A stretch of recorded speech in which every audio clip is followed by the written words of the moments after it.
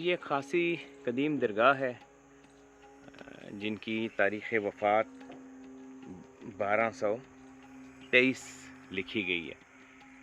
1223 और सैयद अहमद शाह साहब जो है उनके नाम से ये दरगाह मंसूब है।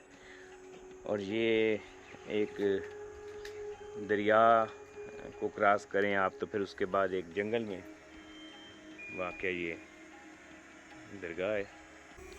अब तो यहाँ तक आने का रास्ता भी कुछ बन चुका है, लेकिन पहले अगर देखें तो इस तरफ यहाँ तक आने का रास्ता भी कोई नहीं हुआ करता था।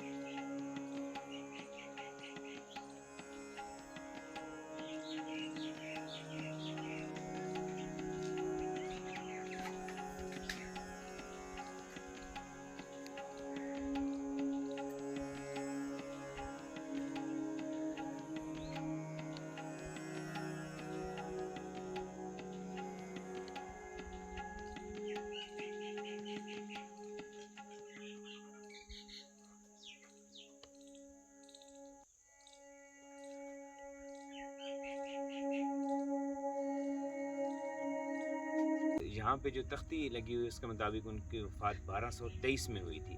ये जगह धराबी गांव से आगे अगर आप तलागां की तरफ जाएं तो नक्का कहूर से एक रास्ता, एक ख़ासा दुश्वार रास्ता है जो एक तरफ से काफ़ी बड़े दरिया को भी क्रॉस करना पड़ता है। वो रास्ता इस दरगाह तक आता है।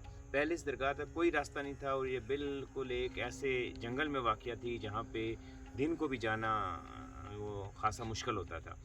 और बड़े कदीम और बहुत बड़े दरख्त तो अब भी यहाँ पर उस लिहाज से मौजूद हैं। और लेकिन अब यहाँ पे एक मैं देख रहा हूँ कुछ सालों बाद मेरा यहाँ पे चक्कर लगा तो अब एक रास्ता बन चुका है जिससे आप यहाँ पर आ सकते हैं। तो यहाँ पे हर जंगल, हर पहाड़, आप कहीं कहीं दूर दराज इलाके में भी चले जाएँ, कई ऐसी जगह हैं जहाँ पे दरगाह नहीं है लेकिन कोई ना कोई कब्र मौजूद है और लोगों को क्योंकि उनका पता नहीं है। तो अल्लाह वालों ने इन पहाड़ों में, चकवाल के इस इलाके में अपने रूहानी फैज़ हासिल करने के लिए कई ऐसी जगहों पे चिल्लाकशियाँ की जिनकी तारीख़ में भी आपको कुछ किताबों में भी इनका मिलता है कि इन पहाड़ों की, पोठोहार के और चकवाल के इस इलाके के पहाड़ों की रूहानी वालिदगी में एक ख़ास मकाम हासिल है। जैसे हम देखते हैं सुल्तान बाहू, बाबा फरीदगंज शक्कर रहमतुल्लाह और कई बड़े बड़े औलिया अल्लाह जिनके बारे में बाकायदा पता चलता है कि वो भी यहाँ पर हाज़िर होते रहे।